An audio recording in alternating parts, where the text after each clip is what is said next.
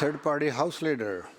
Thank you, Mr. Speaker. For the past year, I've been doing this work as an MLA, and I've also been doing graduate studies in leadership at Royal Roads University.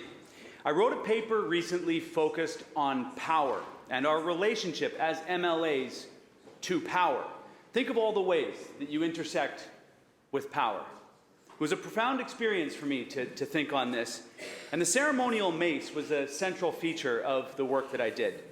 How many of us have thought about the mace, the type of power that's symbolized in that mace? Each day it arrives carried by our Sergeant at Arms, leading a procession of the Speaker and clerks. Ever wondered why? The mace, also known as a bludgeon, is a modified club, often reinforced with stone, bone, bronze, or iron. It's from the Dark Ages, and our silver one here was made in the 1950s. There's no law or decree that started the Speaker's procession or giving the ceremonial mace its power. The power comes from what happens when you get bludgeoned by a mace. In the 14th to 15th century, mayors of British towns had Sergeant at Arms who carried a mace, and for protection for arrests.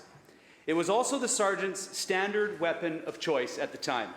In 1414, Henry V appointed Nicholas Mott the Sergeant at Arms for Westminster, and like the mayors he had seen around, he brought him with him his mace.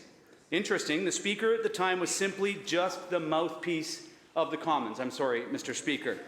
But when the Speaker got the protection of the Sergeant and the mace, its power in the mace transferred to the Speaker. And a century later, this Speaker's precinct, what the Speaker says goes. Power moves in mysterious ways, and the power represented in the mace is a brutish, thuggish, primitive sort of power, Mr. Speaker, and is that the expression of power that we want our democracy represented by?